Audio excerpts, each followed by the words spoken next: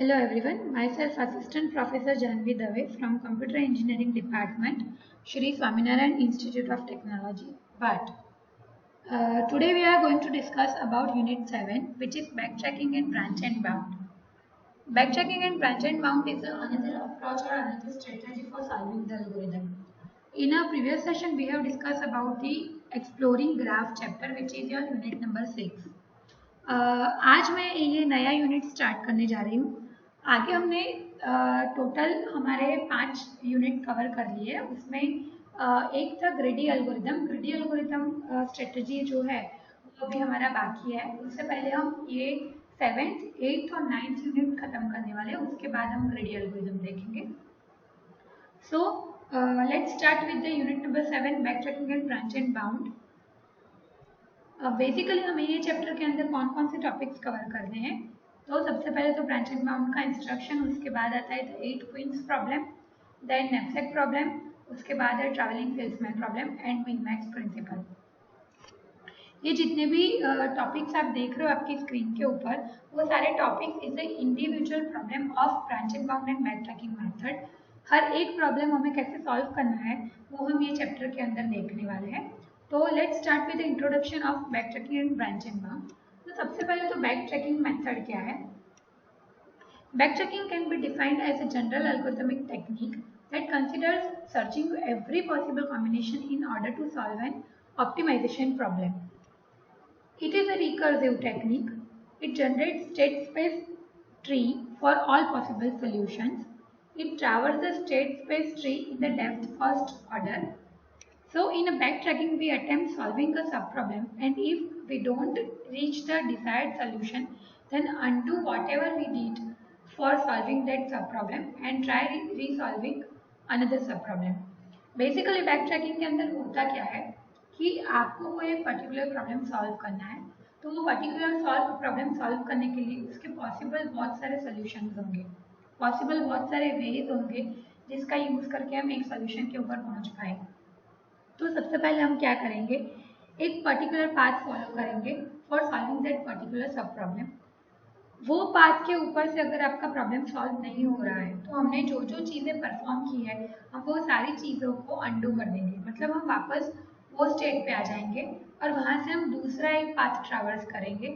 ऐसे जितने भी पाथ्स आपके पास अवेलेबल है for reaching the solution of that particular solution, हम वो सारे पाथ्स को 1 by 1 ट्रैवर्स करेंगे और जब तक हमारा सॉल्यूशन हमें नहीं मिल जाता है तब तक हम नया पार्ट ढूंढ के उसको ट्रैवर्स करके उसके डिजायर्ड सॉल्यूशन तक पहुंचने का ट्राई करेंगे। तो बेसिकली बैकट्रैकिंग के अंदर आपने जो चीज़ें परफॉर्म कर ली है उसे आप अनडू कर सकते हो।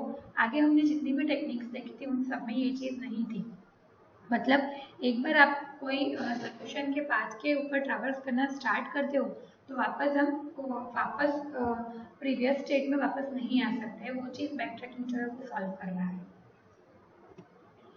All the solutions require a set of constraint divided into two categories, explicit and implicit constraint.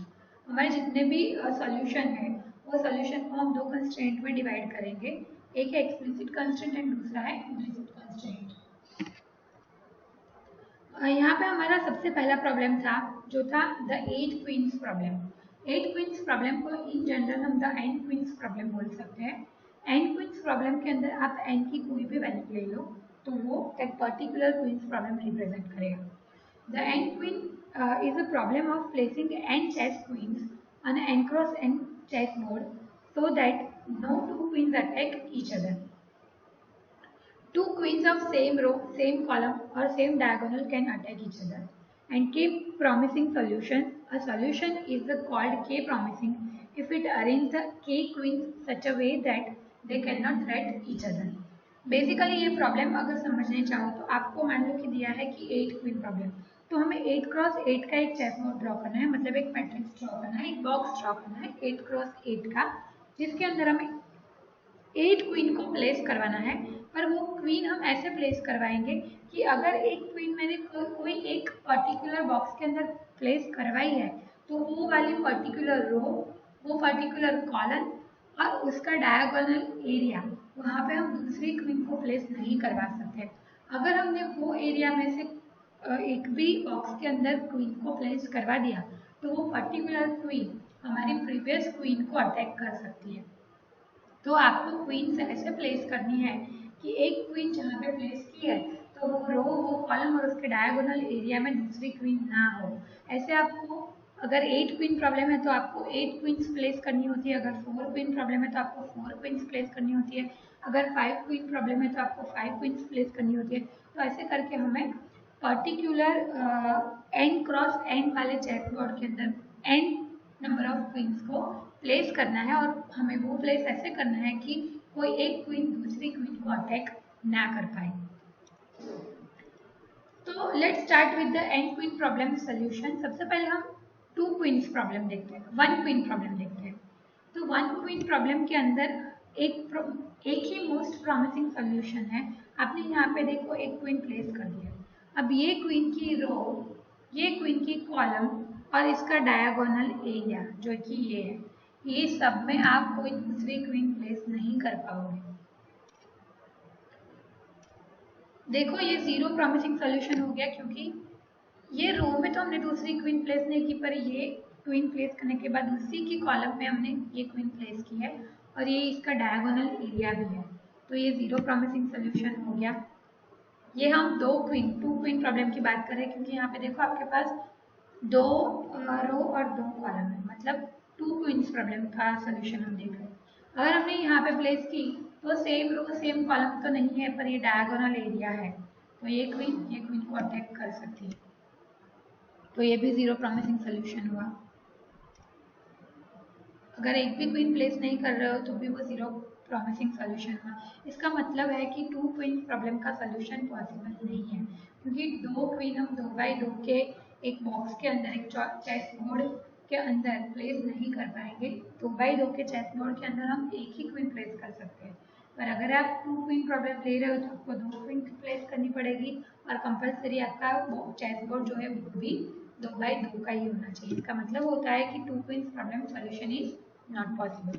Next हम देखते हैं 4 क्वींस प्रॉब्लम। अब देखो 4 क्वीन प्रॉब्लम में हमने 4x4 का एक चेस बोर्ड ले लिया है और हमें ये चेस बोर्ड के ऊपर 4 क्वींस प्लेस करवानी है। तो पहली क्वीन हमने प्लेस की है ये वाली पोजीशन के ऊपर। अब ये वन प्रॉमिसिंग सॉल्यूशन हो गया। अब नेक्स्ट हम देखते हैं कि दूसरी क्वीन हम कहाँ प्लेस कर सकते हैं। अगर यहाँ पे प्लेस की तो सेम कॉलम और डायगोनल एरिया बन जाता है, तो हम यहाँ पे नहीं प्लेस कर सकते हैं। अगर हमने इसे यहाँ पे प्लेस किया तो भी ये डायगोनल एरिया के अंदर में आता है, सेम कॉलम सेम रो तो नहीं है और ये पूरा इसका डायगोनल एरिया है। डायगोनल एरिया का मतलब होता है उसके नेबर्स, मतलब उसके, देखो यहाँ पे ये क्वीन प्लेस्ड है तो ये इनके नेबर्स हो गए, ये इससे कनेक्टेड एडजेसेंट नोड्स है, तो वहाँ पे हम प्लेस नहीं कर पाएंगे, तो ये भी 0 प्रॉमिसिंग सॉल्यूशन हुआ। अगर हम यहाँ पे प्लेस करते हैं तो ये चलेगा क्योंकि ये इसके रो में भी नहीं आता, कॉलम में भी नहीं आता और इसके डायगोनल एरिया में भी नहीं आता है, तो ये प्रॉमिसिंग सॉल्यूशन होता है। अब हम थर्ड क्वीन प्लेस करने जा रहे हैं, तो थर्ड क्वीन हम यहाँ पे प्लेस नहीं कर पाएंगे क्योंकि ये सेम कॉलम बन जाएगी।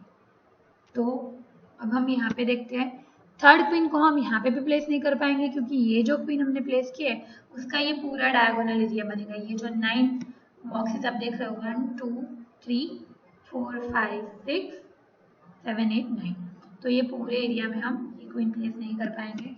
उसके बाद देखो अगर हमने थर्ड यहाँ पे प्लेस की तो सेम कॉलम बन जाएगी, तो यहाँ पे भी प्लेस नहीं कर पाएंगे। उसके बाद देखो यहाँ पे भी हम प्लेस नहीं कर पाएंगे।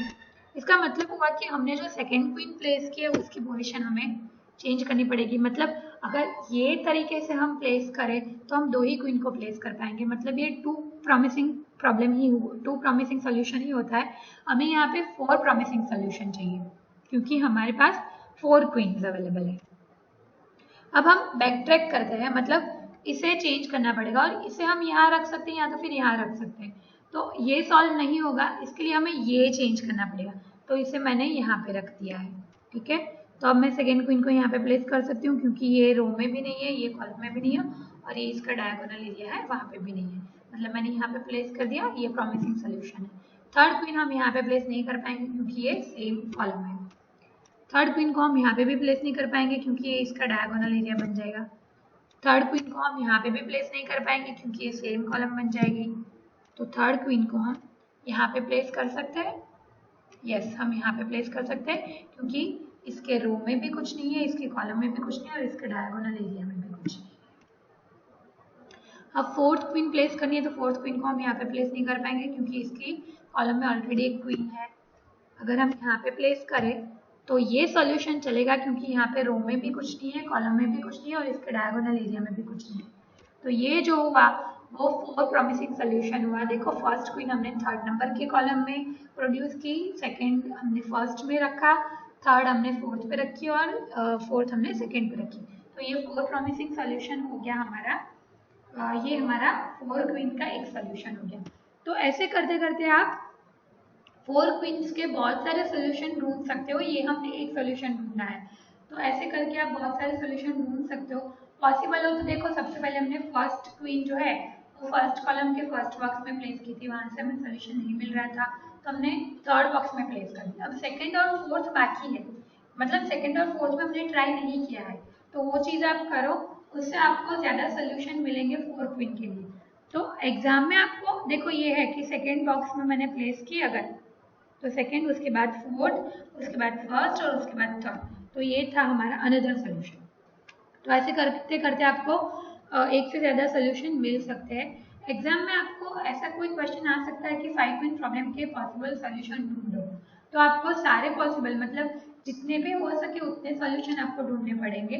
तो 5 क्वीन के लिए आपको 5 बार देखना पड़ेगा कि फर्स्ट में रख के देखो हो रहा है, सेकंड में रख के देखो हो रहा है, थर्ड में रख के देखो हो रहा है, फोर्थ में रख के देखो हो रहा है, फिफ्थ में रख के देखो हो रहा है। तो ऐसे करते करते आपको पूरे जितने भी सॉल्यूशंस है पॉसिबल सॉल्यूशंस, वो सारे सॉल्यूशन आपको ढूंढने पड़ेंगे। तो ये था हमारा 4 क्वींस प्रॉब्लम, ये उसका सेकेंड प्रॉमिसिंग सॉल्यूशन हो गया। अब एन क्वीन प्रॉब्लम की बात करें तो देखो यहाँ पे नंबर ऑफ क्वींस के लिए आपको कितने प्रॉब्लम मिल सकते हैं, कितने सॉल्यूशन मिल सकते हैं। तो इसका लिस्ट मैंने दिया हुआ है कि अगर आपके पास एक क्वीन है तो आपके पास एक ही पॉसिबल सॉल्यूशन है, अगर आपके पास 2 क्वीन है तो पॉसिबल सॉल्यूशन 0 है, 3 क्वीन के लिए भी पॉसिबल सॉल्यूशन 0 है, 4 क्वीन के लिए 2 पॉसिबल सॉल्यूशन, 5 के लिए 10, 6 के लिए 4, 7 के लिए 40, 8 के लिए 92, 9 के लिए 352 एंड 10 के लिए 724। तो ये बॉक्स अगर आप रट सकते हो तो रट लो, क्योंकि इसके लिए कोई फॉर्मूला नहीं है कि जिसका यूज करके आप ढूंढ सकोगे कि पर्टिकुलर क्वीन के लिए कितने सॉल्यूशन अवेलेबल है। तो आपको इससे ज़्यादा तो नहीं पूछेंगे एग्जाम में, तो एक बार इसे अच्छे से रट लो या फिर याद कर लो या आप जो भी कर सकते हो वो कर लो, क्योंकि इससे आपको इजीली पता चल जाएगा कि अगर आपको कोई एग्जाम में ऐसा पूछ रहा है कि 6 क्वीन के लिए पॉसिबल सोल्यूशन ढूंढो, तो आपको पता ही है कि पॉसिबल सोल्यूशन 4 ही है, तो आप इजीली ढूंढ पाओगे। 5 के लिए 10 है तो 10 तो आपको करने के लिए नहीं बोलेंगे, पर ऐसा बोल सकते हैं कि 5 के लिए कोई पॉसिबल 3 सोल्यूशन ढूंढो, तो आप इजीली ढूंढ सकोगे। अगर आपको ये बॉक्स याद होगा तो आपको पता चल जाएगा कि अगर मान लो कि बोला है कि 4 के लिए 3 ढूंढो, तो आप वहाँ पे आंसर दे सकते हो कि 4 के लिए 3 पॉसिबल सोल्यूशन ही नहीं है, 4 के लिए 2 ही पॉसिबल सोल्यूशन है और वो है ये। तो आप ऐसे करके आपका आंसर तुरंत दे सकते हो। तो ये चीज़ें आप याद रख लो, ये आपको एग्जाम में बहुत काम आएगा। एंड क्वीन प्रॉब्लम के लिए देखो यहाँ पे क्वीन पोजीशन है 2,3, मतलब सेकेंड नंबर की रो, थर्ड नंबर की column. To identify the position that can not be chosen so that the queen does not attack, the diagonal position which are under attack are denoted as. देखो ये जो है ये 2 number की रो 3 number की column पे हमने एक क्वीन रखी है, ठीक है। तो अब ये पूरी कॉलम, ये पूरी रो और ये है इसका डायगोनल एरिया, मतलब ये और ये। तो यहाँ पे आप कोई क्वीन प्लेस नहीं कर पाओगे, है ना। तो आप एक क्वीन रखोगे तो आपको पता चल जाएगा कि कौन कौन सी जगह पे हम दूसरी क्वीन नहीं रख सकते हैं। तो देखो ये उसकी सेम रो है 2 1 2 2 2 3, ये पोजीशन और ये पोजीशन 2 4 सॉरी। सेम कॉलम कौन सी है, देखो 1 3 2 3 पे तो हमने रखा ही है, 3 3 एंड 4 3 हमारी सेम कॉलम है। और डायगोनल एरिया कौन सा है इसका, तो एक तो ये है 1 4, उसके बाद है 1 2, फिर है 3 2, फिर है 3 4 एंड 4 1, ये इसका डायगोनल एरिया है, मतलब ये पूरा यहाँ तक का डायगोनल एरिया। देखो उसके क्रॉस में फिर उसके आसपास में कहीं पे भी आप नहीं रख सकते हो, मतलब 1 2 3 एंड 4 ये 4 स्टेट अवेलेबल है आपके लिए कि आप वहाँ पे दूसरी क्वीन रख सकते हो। तो डायगोनल एरिया जब आप ढूंढोगे तब आप कैसे ढूंढोगे? तो डायगोनल एरिया मैंने जैसे आपको बताया था कि उसके एडजेसेंट नोड मतलब उसके नेबर, तो ये सारे उसके नेबर हो गए, ये इसकी रो में कंसिडर हो जाते हैं, इसके कॉलम में कंसिडर हो जाते हैं। उसके अलावा 1 2 3 4 और उसके क्रॉस में मतलब ये पूरे आपको क्रॉस में जो दिख रहा है वहाँ पे भी नहीं रख सकते और ये क्रॉस में भी नहीं रख सकते। मान लो कि अगर यहाँ होता तो आप यहाँ पे नहीं रख सकते, यहाँ पे नहीं रख सकते और यहाँ पे नहीं रख सकते और उसकी रो और उसकी कॉलम में नहीं रख सकते। मतलब ये चीज अच्छे से याद रखो कि डायगोनल एरिया हम किसे बोलेंगे। ये आपको पता चल गया तो आप अच्छे से एंड क्वीन प्रॉब्लम सॉल्व कर पाओगे। तो ये जो मैंने आपको एक्सप्लेन किया ये है उसका डायगोनल एरिया रो कॉलम। हाँ, रो प्लस कॉलम करके भी आप डायगोनल एरिया बना सकते हो। This is a row plus column और this is a row minus column. मतलब आपको रो प्लस कॉलम भी करना पड़ेगा, रो माइनस कॉलम।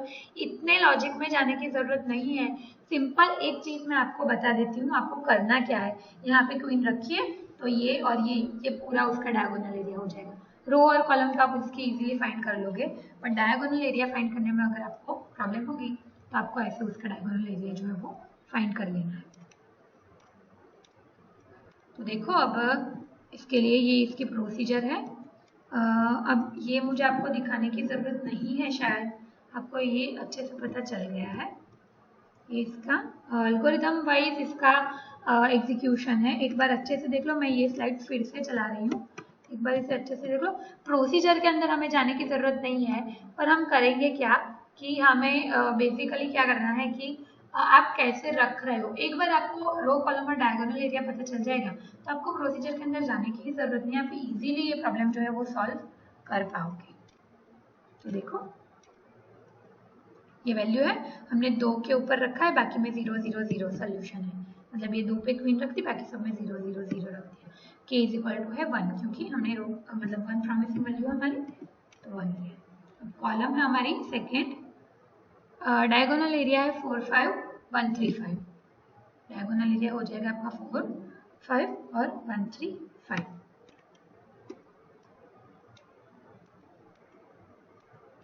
जे की वैल्यू जब 1 होगी तो जे माइनस के 0, जे प्लस के इज 2। ऐसे ऐसे आपकी वैल्यूज जो है वो चेंज होती जाएगी। जैसे जैसे वैल्यू चेंज होगी आपको पता चलेगा कि हमें कहाँ पे दूसरी क्वीन रखनी है। ये नहीं पता चल रहा है ना अगर तो भी चलेगा, बस ये आपको एक बार देखना है कि ये कैसे किया है हमने। ये इसका एल्गोरिथमिक स्टेप्स है कि वो कैसे परफॉर्म हो रहा है। अब हमारी थर्ड पोजीशन आ जाएगी, तो थर्ड पोजीशन हम ऐड करें। ऐसे करते करते आपको पूरा सोल्यूशन जो है वो मिल जाएगा। ये सोल्यूशन एक बार अच्छे से पढ़ लो, अगर इसमें पता नहीं चल रहा है तो हम डिस्कस करेंगे, पर इतना इसमें ज़्यादा डीप में जाने की भी ज़रूरत नहीं है क्योंकि इसके अंदर तो अगर हम जितना भी डीप में जाएंगे सोल्यूशन हमें मिलने में थोड़ा कॉम्प्लेक्सिटी बढ़ता जाएगा। उससे अच्छा है कि मैंने आपको जो मेथड सिखाई कि रो कॉलम और डायगोनल में दूसरी नहीं रखेंगे, उससे आपको इजीली पता चल जाएगा। और एक सिंपल चीज़ अगर आपको बोलूँ तो आपके एग्जामिनेशन में 4 पिन और 8 पिन प्रॉब्लम आ सकता है, हाँ 5 पिन भी आ सकता है, तो उसके सॉल्यूशंस आप याद भी रख सकते हो। और अगर याद नहीं रख रहे हो तो भी आपको इजीली पता चल जाएगा। मैं आपको ये चीज़ इसलिए नहीं एक्सप्लेन कर रही हूँ क्योंकि ये चीज़ अगर मैं एक्सप्लेन करने गई तो आपको थोड़ा कन्फ्यूजन ज़्यादा हो जाएगा, इसलिए मैं ये चीज़ आपको अभी एक्सप्लेन नहीं कर रही हूँ। अगर आपको ये समझ नहीं होगी तो हम समझ लेंगे, पर अभी के लिए हम यहाँ पे इतना ही रखेंगे। तो वो ये अच्छे से एक बार आपने देख लिया है। नेक्स्ट हम ये 8 क्वीन के लिए कर रहे हैं। देखो अभी इसके सॉल्यूशन में हम मतलब इसके एल्गोरिथम में हम नहीं जाएंगे। अब 8 की क्वीन का यहाँ पे मैंने प्रोसीजर लिखा है, ये प्रोसीजर के अकॉर्डिंगली अगर आपको करना पता चल रहा है तो कर सकते हो, अगर नहीं पता चल रहा है तो आप ये पूरा जो है वो अपने आप जैसे मैंने 4 क्वीन किया वैसे भी आप कर सकते हो। तो ऐसे करते करते हम पूरा सोल्यूशन जो है वो ढूंढ सकते हैं। तो आज के हमारे सेशन में जो हमने देखा है एंड क्वीन प्रॉब्लम, वो मैं आपको फिर से एक बार बता देती हूँ कि एंड क्वीन प्रॉब्लम में बेसिकली हमें करना क्या है। तो ये बैकट्रैकिंग का एक मोस्ट इम्पॉर्टेंट मोस्ट आस्केबल प्रॉब्लम है एंड क्वीन प्रॉब्लम, जिसमें 8 क्वीन प्रॉब्लम भी आ सकता है। तो ऐसे करते करते आपको ये चीज़ याद रखनी है कि हम सॉल्यूशन कैसे ढूंढेंगे, उसके रो कॉलम और डायगोनल में हमें दूसरी क्वीन नहीं रखनी। अगर हमने दूसरी क्वीन वहाँ पे रख दी तो हमारा जो सॉल्यूशन है वो प्रॉमिसिंग नहीं बनेगा और वहाँ पे हमें प्रॉब्लम आ सकती है। तो ये चीज़ याद रखो, ये सॉल्यूशन याद रखो, 2 क्वीन और ये बॉक्स जो है वो इम्पोर्टेंट है, ये याद रख लो तो आपको पता चल जाएगा कि हम सॉल्यूशन कैसे ढूंढ पाएंगे। 5 क्वीन के लिए पॉसिबल 3 सॉल्यूशन लिखो ऐसा बोल सकते हैं, 4 क्वीन का प्रॉब्लम सॉल्यूशन लिखो ऐसा बोल सकते हैं, 8 क्वीन के लिए आपको ऐसा नहीं बोलेंगे, बस ऐसे ही बोल सकते हैं कि हाँ आपका एग्जाम्पल में एग्जाम में क्वेश्चन ऐसे भी आ सकता है, explain and queen problem with example. तो आपको मैंने जो आगे थ्योरी समझाई वो समझानी है, उसके बाद रो कॉलम और डायगोनल क्या है वो मैंने यहाँ पे एक्सप्लेन किया था, वो आपको ये पूरा लिख के समझाना है और उसके बाद एग्जाम्पल में हम 8 क्वीन या 4 क्वीन का एग्जाम्पल लेके हम ये पूरा प्रॉब्लम जो है वो सॉल्व कर सकते हैं और वो एक्सप्लेन कर सकते हैं। ये क्वेश्चन एग्जाम में 7 मार्क्स में आता है, इसकी अच्छे से प्रिपरेशन करो। ये चैप्टर का ये मोस्ट इंपॉर्टेंट क्वेश्चन है। नेक्स्ट हम जो देखने वाले हैं टॉपिक वो है नैपसैक प्रॉब्लम, पर वो हम हमारे नेक्स्ट लेक्चर में देखेंगे। अभी के लिए हम इतना ही रखेंगे। नैपसैक में 8 क्वीन का भी इंक्लूडेशन है तो उस टाइम पे हम 8 क्वीन भी थोड़ा डिस्कस करेंगे। तो आज के सेशन में हम इतना ही रखेंगे। Thank you for watching today's session and stay connected for the next video guys. Thank you.